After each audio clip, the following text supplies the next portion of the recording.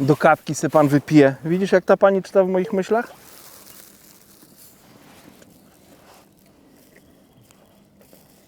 Jakbym był fit, to by mi tak nie powiedziała.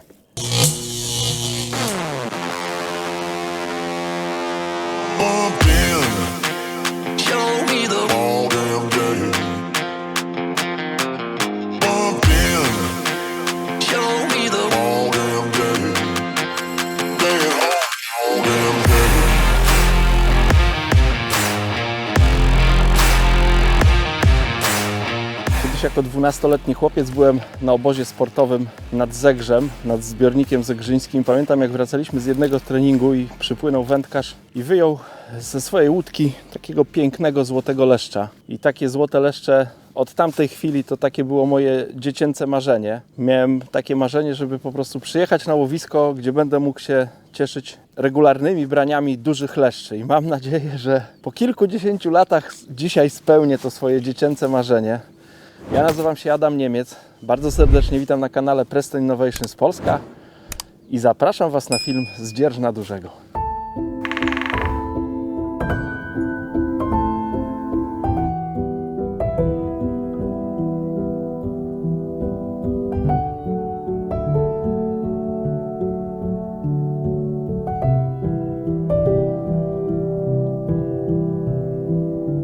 Dzierżno duże. Myślę, że słowo duże to jest klucz tutaj do dzisiejszego filmu.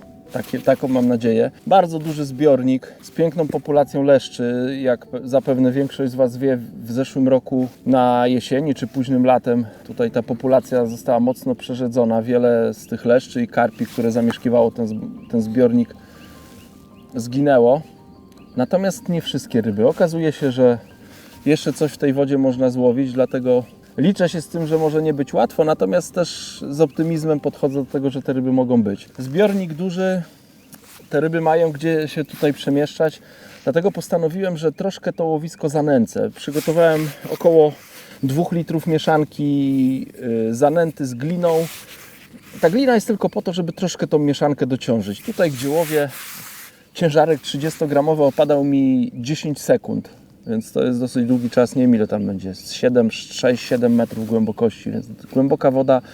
Chodzi mi o to, żeby ta mieszanka, którą podam, była ciężka i sobie ścieliła się po dnie. Część może ze 2 koszyki gdzieś tam w toni zerwę, żeby zrobić smugę i zaznaczyć tutaj swoją obecność.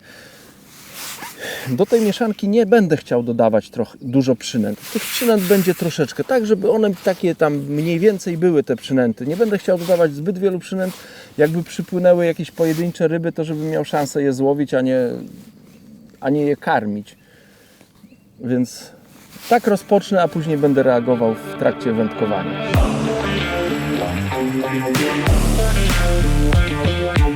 Dodałem po takiej niewielkiej szczypcie blendowanych konopi, trochę jokersa, peletu expander 4 mm oraz białych robaków. Jak widać, no gdzieś tam te pojedyncze przynęty są, natomiast myślę, że one na dnie to wcale nie będą się wyróżniać. Zanęta jest dosyć wyraźna, bo to jest zanęta na bazie mączki rybnej, więc tam pozostawi jakąś smugę zapachową i myślę, że w wodzie też pozostawi taką chmurkę, która będzie te ryby wabić w to stanowisko. A co z tego wyjdzie, no to sam jestem ciekawy.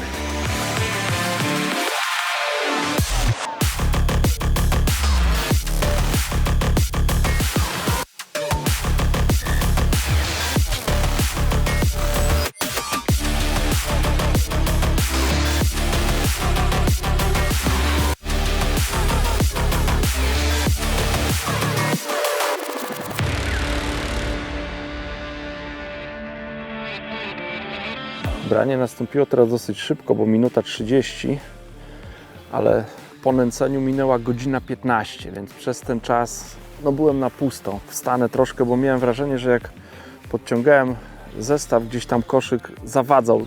Myślę, że na tej skarpie gdzieś tam po drodze, więc uniosę wysoko szczytówkę, żeby nie narazić się na jakieś straty po drodze. Tym bardziej, że to jest pierwsza ryba. Wolałbym ją wyjąć. Oj, pięknie. Na to czekałem. Przez prawie godzinę nic się nie działo.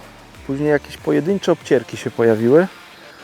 No i teraz przerzuciłem zestaw i szybko nastąpiło branie. Zmieniłem też przynętę, no bo wcześniej próbowałem, tak jak tutaj za namową Adama i Tomka, na pinki łowić.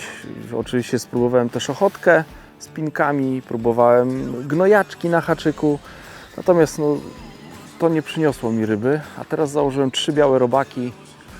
Wypełniłem koszyczek białymi robakami, zapiąłem tylko, zamknąłem ten open window zanętą, no i szybko nastąpiło bardzo takie dosyć delikatne to branie było. Nie było takiego zabioru wędki, ale wyraźne, takie, że nie mogłem tego z niczym pomylić.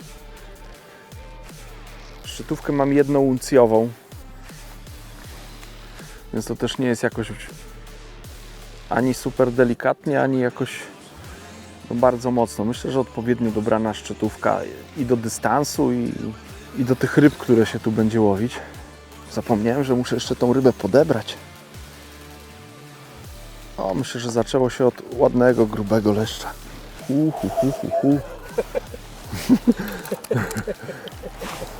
Ojejuniu, no to jest to grubo. To jest grubo, panie. No ryba jest piękna. To jest ponad 60 cm ryba.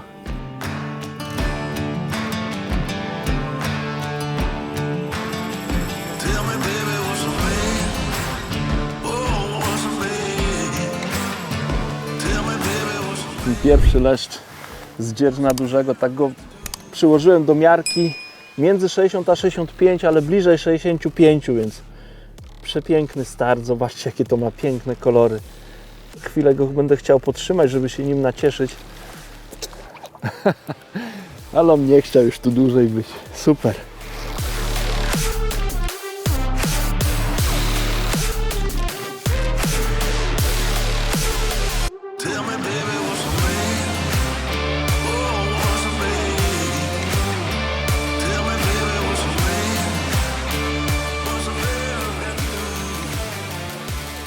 W tym miejscu znalazłem się nieprzypadkowo, akurat dzięki kolegom tutaj, powiedzmy, miejscowym, którzy łowią na co dzień na dzierżnie dużym, Adamowi i Tomkowi, którzy mnie zaprowadzili w to miejsce. No mogłem tutaj usiąść i zarzucić swoje wędki, za co bardzo serdecznie im dziękuję. Oni też mi udzielili kilku wskazówek tutaj odnośnie łowienia na dzierżnie, także będę z tych porad korzystał. Pierwszą rzeczą, o którą ich zapytałem, to jak daleko tutaj łowią. No to odpowiedzieli, że około 45-50 metrów od brzegu najczęściej. I w sumie mogłem tak zrobić, żeby odmierzyć ten dystans na kijkach, zaklipować i tak łowić. Natomiast no, chciałem sprawdzić, byłem ciekawy, dlaczego akurat ta odległość, z czego to wynika. Mniej więcej od 35 do 55 wygruntowałem, co 5 metrów zarzucałem zestaw i sprawdzałem grunt. To tutaj bliżej brzegu dno było dosyć miękkie. Gdy zarzuciłem na ten 40 metr, to nagle się zrobiło, myślę, że ze 2 metry głębiej, więc tam już cały czas był stok. Na 45 jeszcze większe, tak jakby między 40 a 45 wydaje mi się, że ten spadek był jeszcze większy, ale tam już dno było twarde. I na 50 metrze między 45 a 50 już takiej dużej różnicy nie było. No co dało mi do zrozumienia, że po prostu panowie łowią na zejściu już zaraz za stokiem, jak już to dno dosyć łagodnie opada. Za kantem, powiedzmy. Ja też wybrałem sobie mniej więcej 48 metr. To jest miejsce, które zanęciłem. Na taki dystans 45-50 metrów ja mam jedyny wybór spośród wędzisk Prestona, mianowicie Supera X 3,60 do 60 gramów. To jest moje wędzisko na tego typu łowiska. Bardzo nim lubię i zarzucać zestaw, bo bardzo celnie mogę to zrobić, ale po zacięciu ryby mam dużą frajdę z holu, więc mam nadzieję, jak taki 2, 3, nawet może 4-kilogramowy leszcz skusi się na moją przynętę, to będę Wam mógł zaprezentować, jak pięknie to wędzisko pracuje. Do tego kołowrotek Extremity 520 z plecionką Absolute Feeder Braid 0,10, 7-metrowy odcinek strzałówki wykonany z żyłki Sinking Feeder Mono 0,28. Na końcu tej strzałówki jest skrętka i na końcu tej skrętki mam łącznik szybkiej wymiany, żebym łatwo mógł zdejmować przypon, jak będę chciał donęcić na przykład łowisko jakąś drobną porcją, albo jak będę chciał wymienić ten przypon.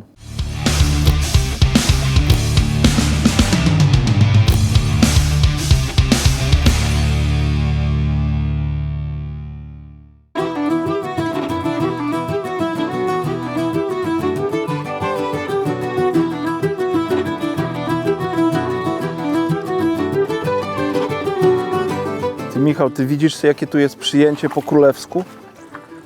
Zabezpieczony dolnik, żeby mi nie zabrało. Świeżo parzona kawa.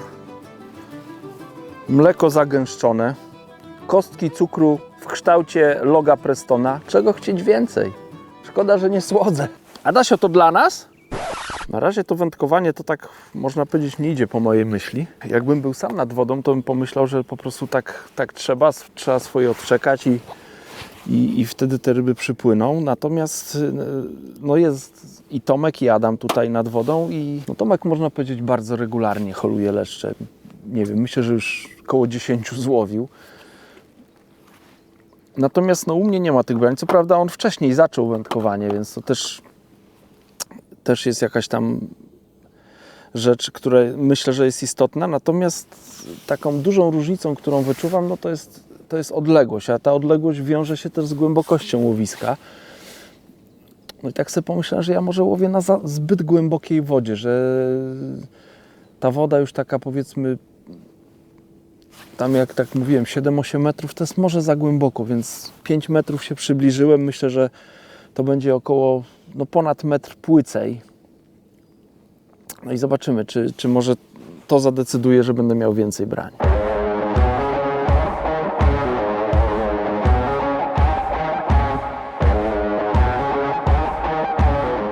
Musiałem dokonać korekty, bo tutaj Tomek się rozszalał, pokazał, że są ryby, więc wlał wiarę w serce, że można coś złowić. Na tej zanęconej linii nic się nie działo, więc skróciłem się o te 5 metrów. Oho, zaczepia mi koszyk, muszę chyba. O, zaczepia mi koszyk tam o to zbocze. Mam nadzieję, że tą rybę podciągnę. Nie mogę też zbyt agresywnie ciągnąć, bo mam teraz długi przypon. Założyłem metrowy przypon z haczykiem numer 16. Zacząłem nęcić bardziej takim towarem, który gdzieś tam w toni pozostawia smugę. W ogóle donęciłem to miejsce krótsze kilkoma heksmeszami. No i to przyniosło efekt, bo nastąpiło branie i to całego brania nie widziałem. Zobaczyłem tylko, że węda jest wygięta w pół no i mam rybę, więc mam nadzieję, że ta bliższa linia i to właśnie takie łowienie, gdzie pozostawiam gdzieś smugę w toni, spowoduje, że może będę miał ryby. No już przeciągnąłem ją chyba przez ten ostry stok. Woda jest taka mętna i brudna na powierzchni, ale już widzę tą rybę. Za chwilę będę gotowy do podebrania. Piękne te leszcze tutaj są. Ojejku.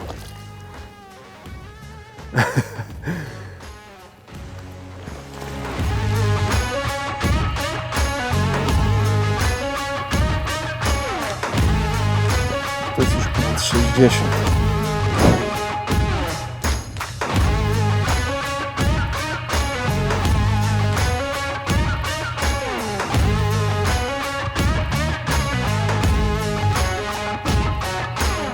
No długo na tego leszcza czekałem. Następne ponad godzinę oczekiwania.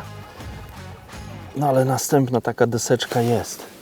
Chwilę go potrzymam, bo dobrze walczył.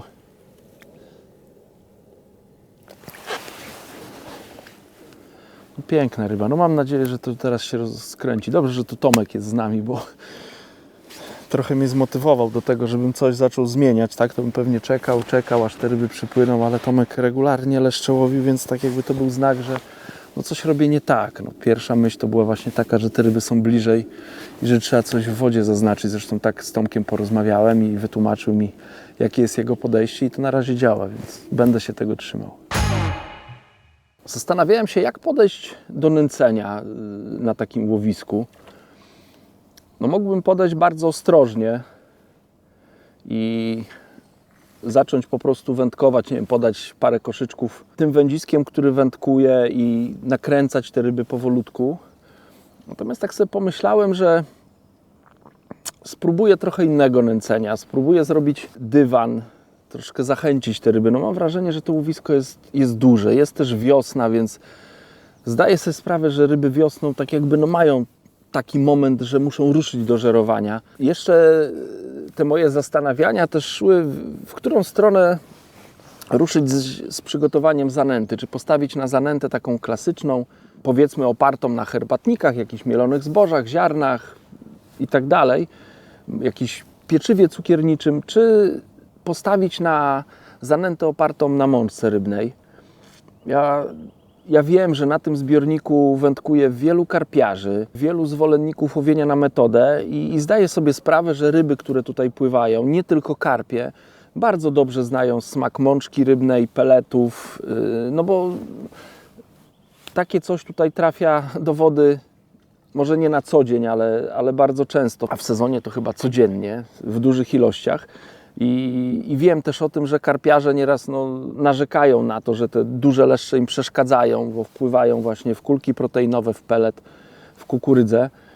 Dlatego nie bałem się postawić na zanętę opartą na mączce rybnej.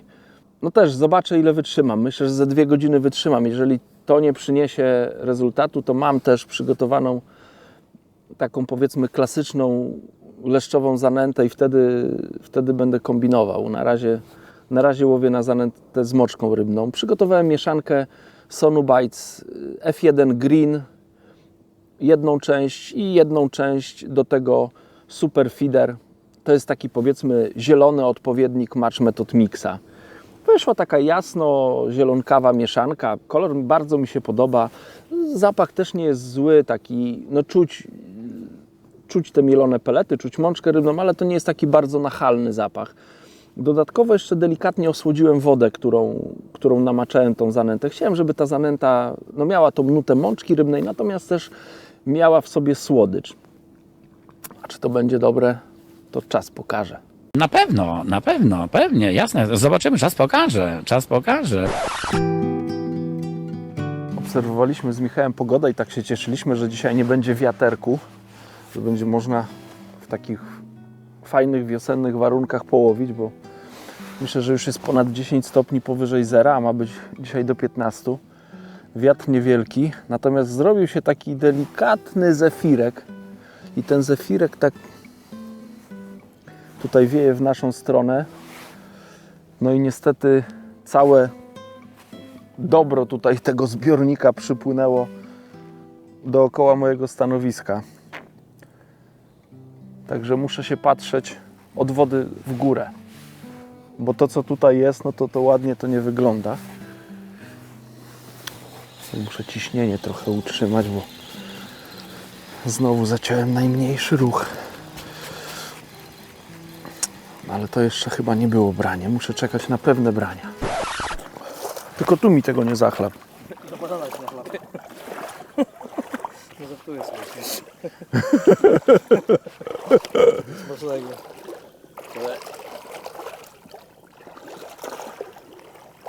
O, bardzo Cię polubiłem, Rysiu. I tamten syf jakbyś przegonił, bo mi się tam normalnie plecionka klei.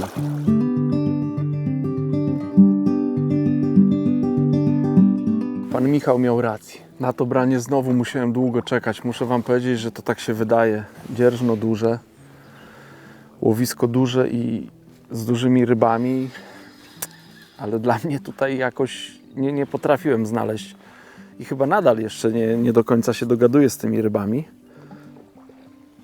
No ale teraz mam wrażenie, że ryby mam w łowisku, bo myślę, że od jakichś 20 minut miałem obcierki. Próbowałem zacinać jakieś delikatne brania. Wydawało mi się takie mocniejsze, jakieś szarpnięcia. Ja to wszystko próbowałem zacinać, natomiast przynęta była nieruszona. Zacząłem kombinować z przynętą. 3 białe robaki, znaczy białe, barwione na czerwono z jednym białym. Dendrobeny, czy gnojaczki, pęczek ochotek, pinki i te przynęty były lekceważone przez ryby. No i teraz Michał mnie podpuścił, daj po prostu 3 białe robaki, więc te 3 białe robaki wylądowały na haczyku i po 2,5 minucie mniej więcej po zarzuceniu nastąpiło branie, więc dosyć szybko. Wróciłem w ogóle do tego miejsca nęconego na początku. Wróciłem do tego miejsca, zacząłem bardzo agresywnie teraz iść z przynętami, mianowicie z jokersem i z siekanymi dendrobenami, z kasterami. I myślę, że to teraz to zanęcone miejsce działa. Bo tak jak mówię, Od 20 minut praktycznie w każdym zarzucie widziałem po żyłce, że coś się dzieje, że mam obcierki. Wydaje się, że to będzie fajna ryba, bo te szarpnięcia takie są mocniejsze niż u tych poprzednich ryb. No ale to się zaraz okaże. No, następny ładny jest, co?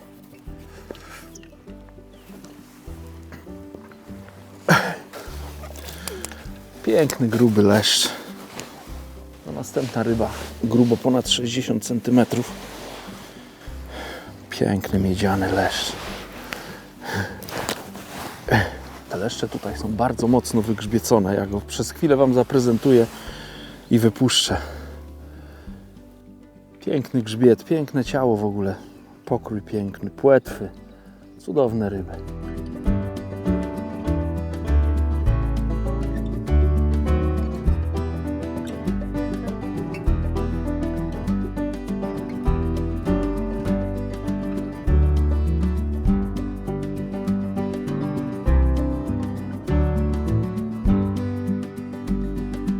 Ale piękna rybka.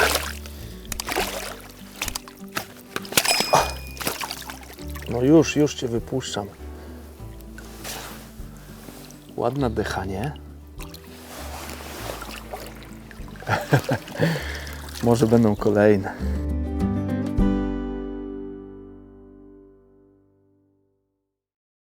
Duży leszcz to lubi gnojaczki. Ja od Adasia wezmę te gnojaczki. O, takie 3 sztuczki im dam. Z pineczką na końcu. Oj, ale będzie smaczniutka porcyjka.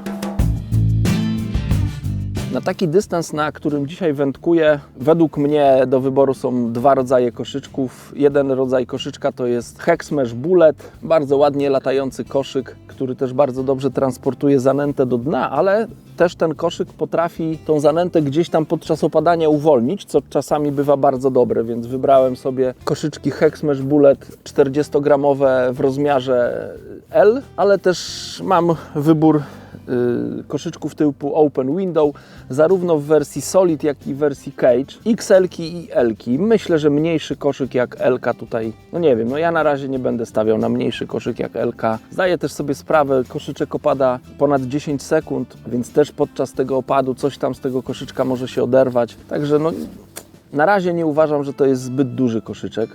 Też zauważyłem właśnie, bo Tomek obok mnie wędkuje, że używa koszyczka też typu bullet, co też jest jakąś tam wskazówką dla mnie, że nie pomyliłem się podczas wyboru koszyczka. Co prawda zacząłem od Windowa, ale jak się nic nie będzie działo, to wrócę, czy tam skieruję się w stronę koszyczka typu Hexmesh, żeby jednak coś tam w tej toni pozostawić, jakiś ślad, żeby te leszcze, no głęboka woda, myślę, że tutaj gdzie wędkuję to jest ponad 7 metrów wody, może nawet z 8, żeby te leszcze, które mogą gdzieś tam w toni się znajdować, żeby po prostu miały jakiś ślad, za którym mogą spłynąć do dna.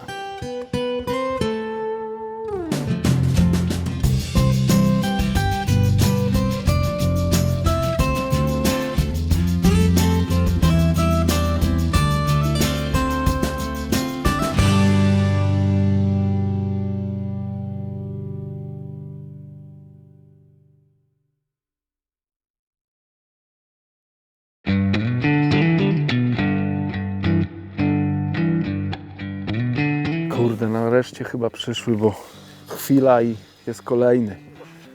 Także długie oczekiwanie, żeby te dziecięce marzenia spełniać. I być może to już jest ten czas. Po zacięciu wstaję, bo bardzo często, gdy zwijałem zestaw na siedząco, to czułem, że koszyk gdzieś tam po drodze o ten stok zawadza. Nawet przy holu chyba drugiego leszcza właśnie też czułem, że ta ryba gdzieś tam na tym stoku zawadza. O, tutaj też tak jakby o coś trąciła, ale mam wrażenie, że to jest właśnie końcówka tego stoku i ten leszcz już idzie już nad stokiem i teraz już ten hol powinien być spokojny. Ryba jest jakieś 15 metrów ode mnie, ale dzielnie walczy, dzielnie szarpie. Fajne to jest uczucie. Przez moment miałem tutaj na przyponie żyłkę 0,11, haczyk 16, ale myślę, że przy tych rybach to jest za cienko. Tutaj tak myślę sobie, że to już duże ryzyko jest, żeby tak łowić.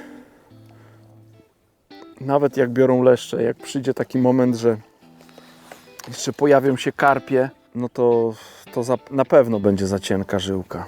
Tutaj jak rozmawiałem z Tomkiem, to Tomek mówi, że na przyponie ma żyłkę 0,20, więc jeszcze grubiej. To takie wrażenie mam, że tym rybom po prostu ta gruba żyłka jakoś nie przeszkadza. One walczą do końca, nie odpuszczają. Piękna ryba. Muszę przyznać, że mam same takie grube te leszcze. Tomek zdecydowanie więcej ryb ode mnie złowił, natomiast mam wrażenie, że te moje leszcze to takie są tutaj, jak dla mnie przynajmniej, z górnej póły. Nie wiem, czy ten nie jest najdłuższy ze wszystkich.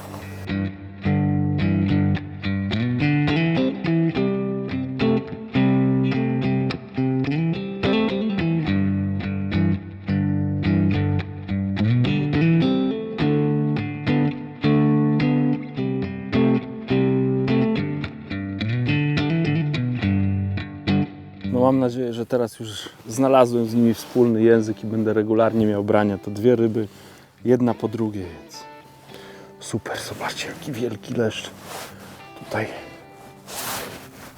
pod pachę.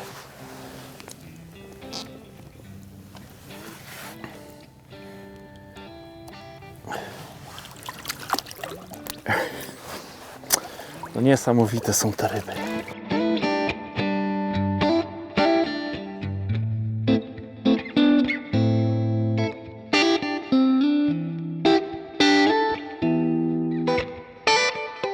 Na haczyk zakładam teraz białe robaki, ale to nie są białe robaki takie wyciągnięte z pudełka, tylko żywe białe robaki zalałem gazowaną wodą, bo tak jak gadałem tutaj z Tomkiem, on tak jakby twierdził, że te ryby gdzieś są w toni, trzeba je sprowadzić do dna, więc tak sobie pomyślałem, że jak dam im taką lekką przynętę, no bo robak, który jest zalany gazowaną wodą i tej wody jest niewiele, to on wciąga powietrze, on próbuje się jakoś ratować, żeby nie utonąć, tylko żeby pływać na powierzchni i wciąga powietrze i dzięki temu, jak on jest pływający, no to można powiedzieć, tak równoważy ciężar haczyka, czyli jak mamy haczyk, na to założymy pływające robaki, no to on podobnie działa jak wafter w metodzie. Więc zakładam 3 takie białe robaki i ta moja przynęta bardzo wolno opada w toni. I to branie tego leszcza, które teraz nastąpiło, to mam wrażenie, że to było takie branie, że ta przynęta, koszyk spadł do dna i ta przynęta gdzieś tam opadała i blisko dna gdzieś tam nastąpiło branie i miałem sygnalizację na szczytówce.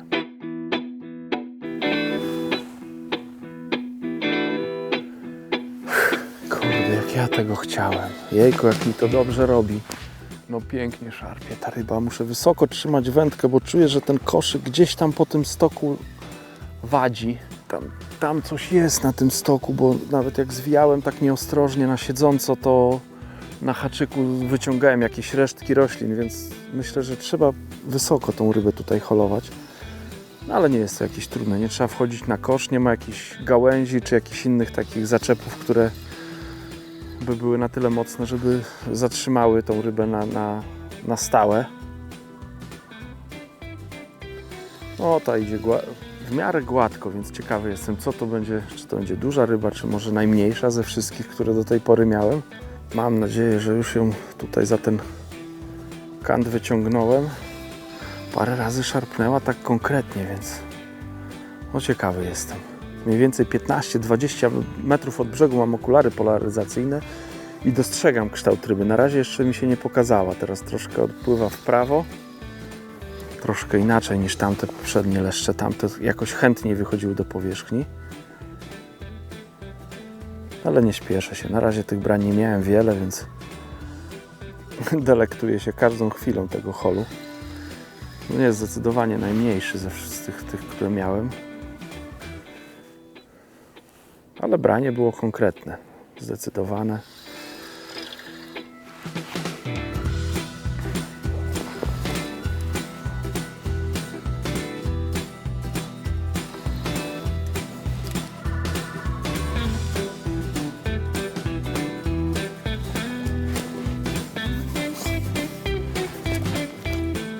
Oj, pięknie w tym słońcu ta ryba wygląda. Nie jest aż taki mały. Myślałem, że jest dużo mniejszy. Trochę źle oceniłem tą rybę. Ale ładny brzuszek ma, zobaczcie, jaka piękna ryba.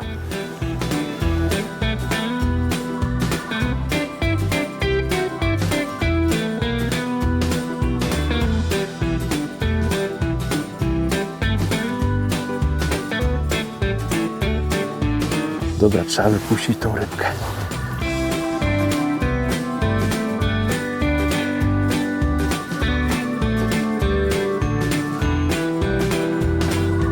Kurczę, no teraz to łowienie już takie stało się fajne. Jeszcze 15 ryb i będę spełniony.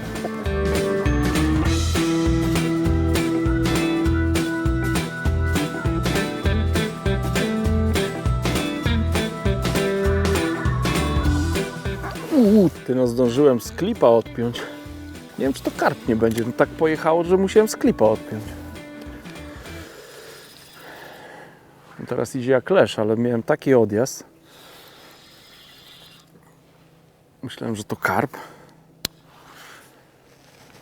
Nie wiem, jakoś dziwnie walczy. Ciekawe, co to za ryba będzie. Teraz idzie łagodnie, a ten pierwszy odjazd to był taki dziki. Teraz jak baranek potulnie idzie ta rybka. Co to będzie? Ten pierwszy odjazd to był taki zwiastujący naprawdę bardzo dużą rybę. Później ten moment taki środkowy holu to no czułem, że tam coś po drugiej stronie jest, natomiast no, ta ryba ostro nie walczyła i tutaj na wyjściu na tą już bardziej płytką wodę to ruszyła. Leszczyk, ale kurczę, taki elektryczny na początku. Nie, co to będzie? Leszcz. No nie myślałem, że na leszczu będę tutaj zdejmował z klipa. No niesamowite. Taki waleczny. Chyba najmniejszy dzisiaj, a najbardziej waleczny. No musiałem zdjąć z klipa, żeby, nie wiem, ta ryba mi nie zerwała przyponu. Może by nie zerwała, tak. 15 na przyponie, kawałek strzałówki, może i wędka to zamortyzowała, ale obawiałem się, że mam karpia. No dobra, niech płynie. Samczyk. Zawzięty. Ale popłynął.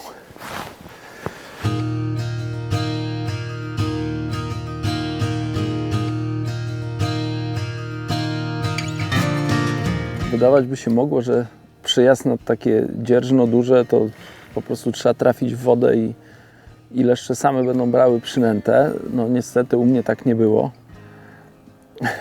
Nawet no ja może nie miałem momentu zwątpienia, tak się zastanawiałem, co jest nie tak, że nie mogę tych ryb złowić. Obok Tomek stał i regularnie holował leszcze, więc pokazywał, że tutaj te leszcze są, można je łowić. Próbowałem trochę go naśladować w ten sposób, że właśnie zanęta, troszkę tamtej blendowanej kukurydzy, troszkę pinek, pinka na haczyk, później próbowałem różnych przynęt. Natomiast to jakoś nie przynosiło ryby i nie wiem, myślę, że znowu jakieś wskazanie mam.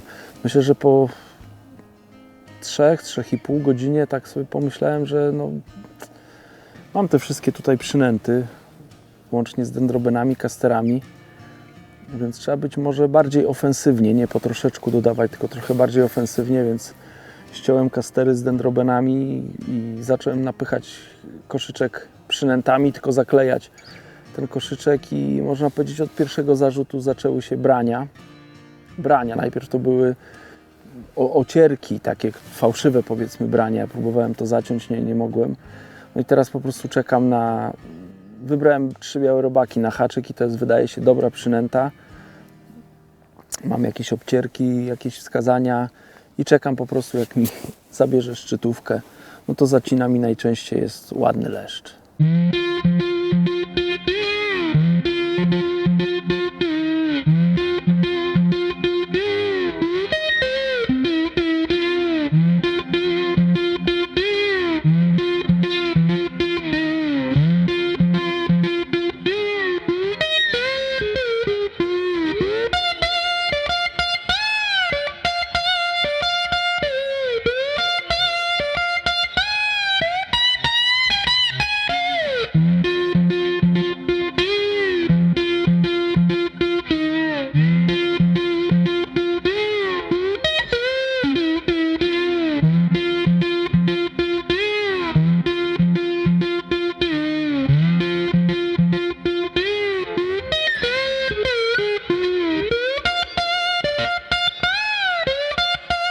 trochę się wydarzyło, bo jak te ryby zaczęły brać, to zacząłem troszkę kombinować z przynętami.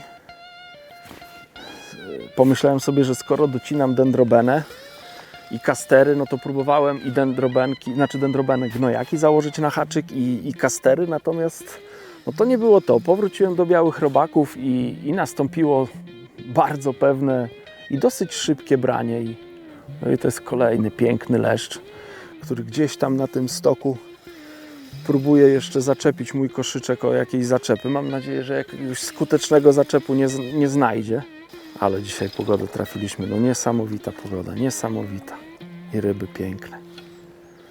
Kolejny piękny, gruby leszcz. Obłędna ryba.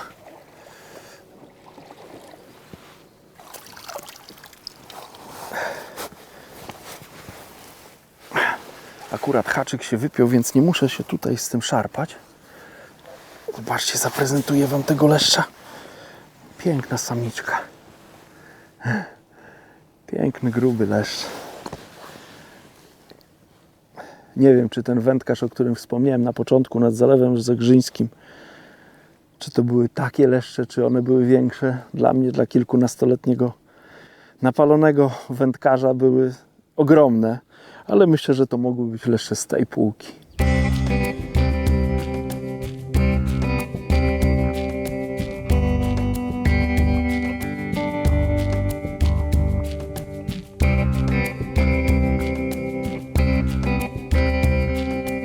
No płyń, kochana, piękna rybka.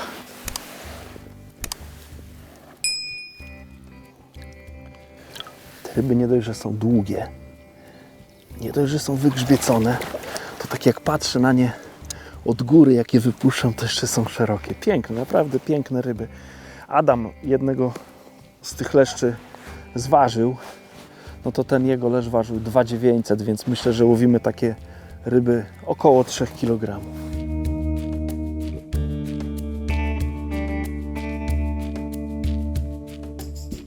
Ojejku, jakie to jest fajne uczucie. Jak się wpatruję w tą szczytówkę i tak się zastanawiam, czy to jest branie, czy nie. Niektóre te brania to są takie, że wiadomo, branie i po prostu nie można tego z niczym pomylić. Ale niektóre są bardzo podobne do tych ocierek, które mam. No i zdarzyło mi się spudłować, więc to uczucie jak spudłuję, to nie jest takie przyjemne. Natomiast jak zatnę i poczuję, że ta ryba stoi i po chwili zaczyna tam szarpać przy dnie, no to jest to, co chyba najbardziej uwielbiam w łowieniu na feder. Właśnie ten moment. No chodź tutaj do mnie, chodź. Jeszcze chyba jest na stoku, bo tam nie chce się poddać. O, idzie tutaj w stronę tego trzcinowiska. Mam nadzieję, że za mocno nie będzie w tamtą stronę płynęła. Oczywiście jej nie pozwolę, żeby tam wpłynęła w te trzciny i się zaplątała. Dobra, jest już chyba na bezpiecznym tutaj odcinku.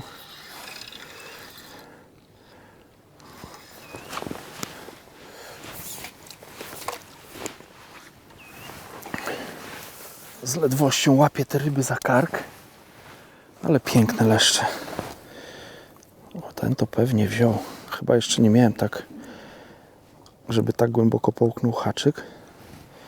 O. Może chyba najmniejsza samiczka dzisiaj, ale piękna, złota. Zasługuje na wypuszczenie. Tutaj odłożę podbierak.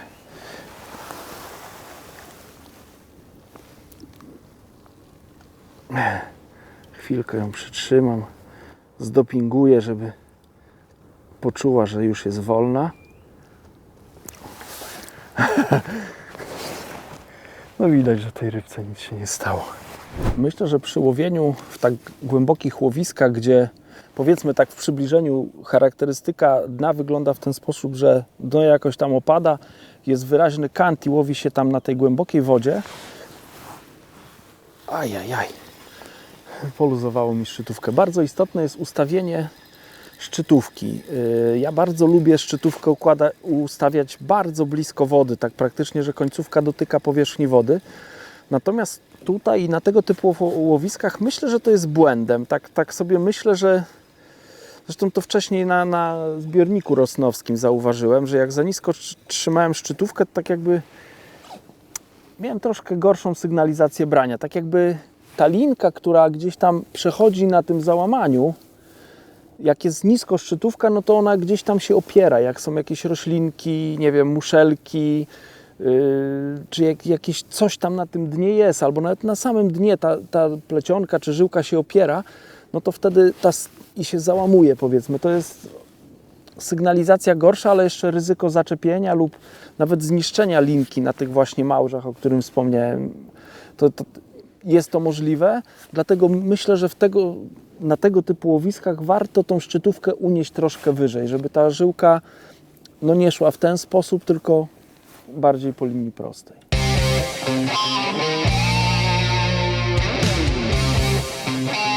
Teraz to w ogóle branie miałem, dobrze szczytówki nie ustawiłem, a już zaczęło mi wyginać kija, więc jest kolejna ryba.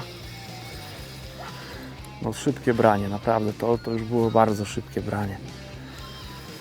No, ta ryba musiała jeszcze opadające, te wolno opadające robaczki przechwycić. Co ciekawe, dosyć szybko, mam wrażenie, teraz podpłynęła do powierzchni. Bardzo daleko ona już jest przy powierzchni. Nie muszę ją przeciągać tutaj po tym kancie. Nie muszę się stresować, że ona gdzieś tam na tym kancie się zaczepi. No fajne te hole są, fajne, piękne leszcze. Zazdroszczę tutaj tym wędkarzom, którzy mają takie łowisko na co dzień blisko siebie. Ja niestety muszę pół Polski pokonać, żeby tutaj przyjechać, ale było warto, naprawdę.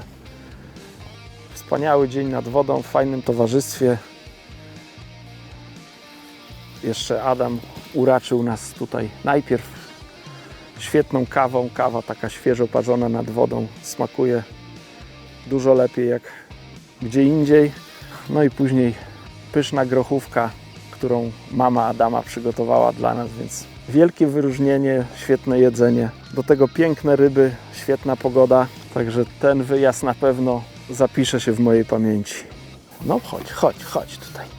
Nie chcę się poddać. O, jest. Nie wcelowałem go. Ryba się wypięła. W ostatniej fazie zabrakło mi, myślę, ze 3 cm.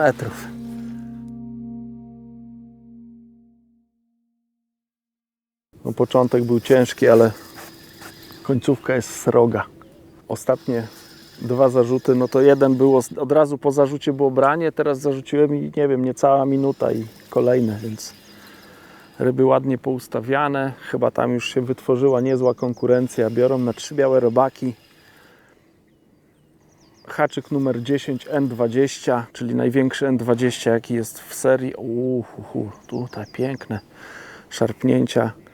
I przypon na żyłce 0,15 Reflo Power. 50 cm, więc króciutki przypon.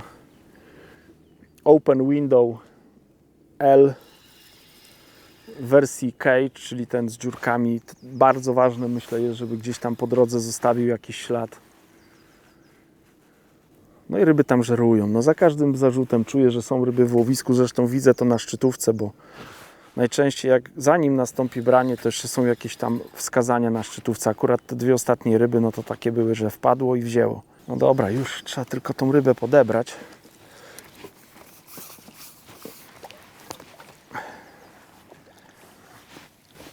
O, piękna samiczka.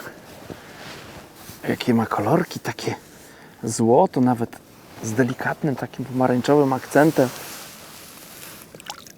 Och, śliskie ryby, śliskie, ale pięknie walczą.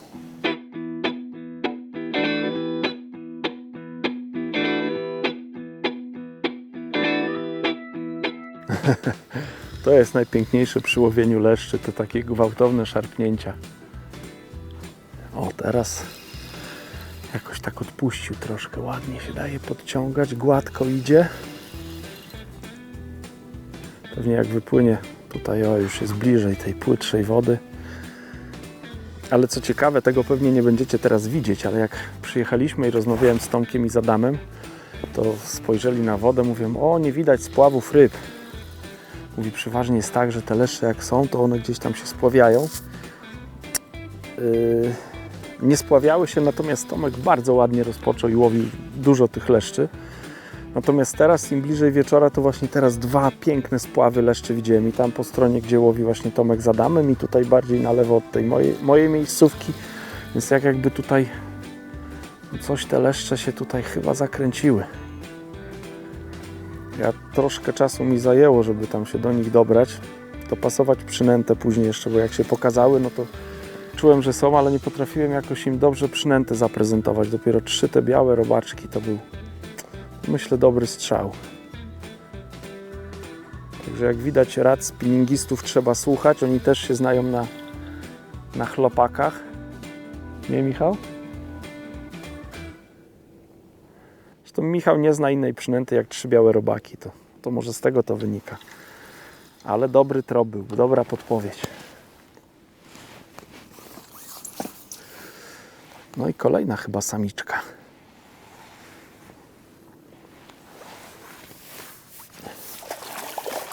Zobaczcie, tę rybę Wam zaprezentuję, no bo ta już jest, myślę, że już ponad 3. Ta minęła 3 kg, tak mi się wydaje. A może nie, no nie wiem, ale piękna.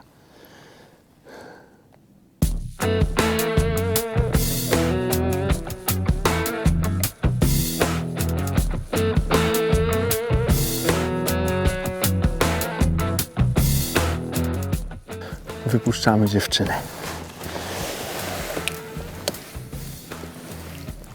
O tak, chwilę sobie odpocznij. Zobaczcie, jaka szeroka. Taki mały karpik.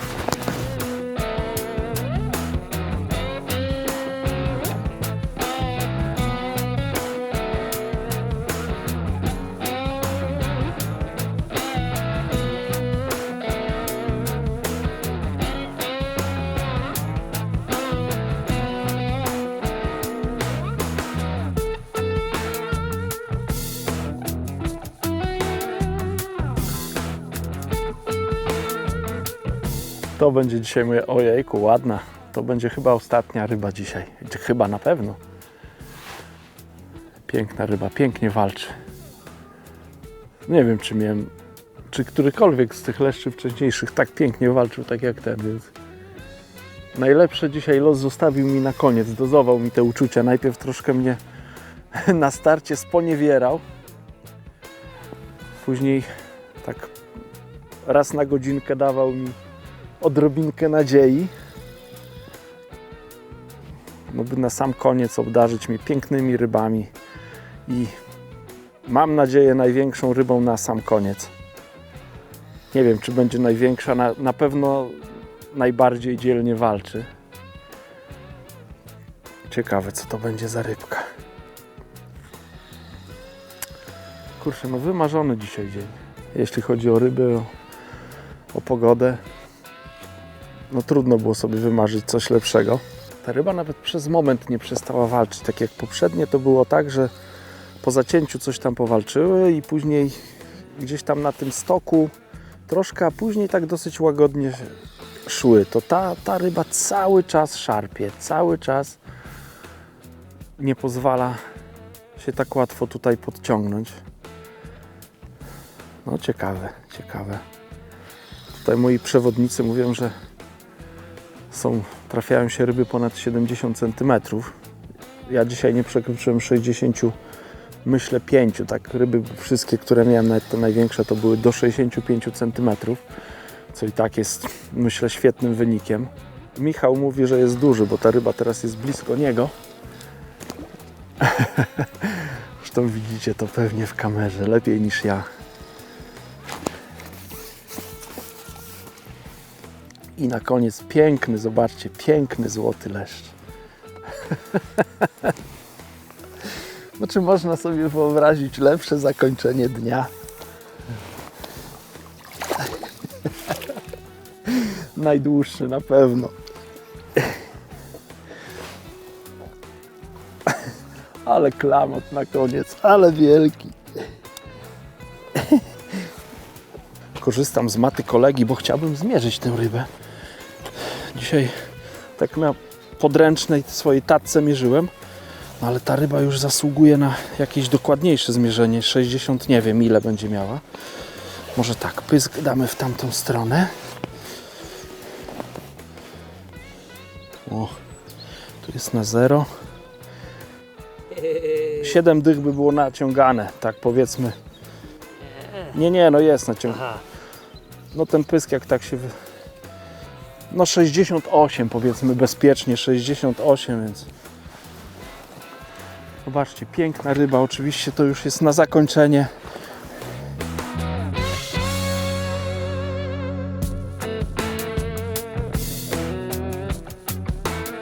Wypuszczam tą rybkę.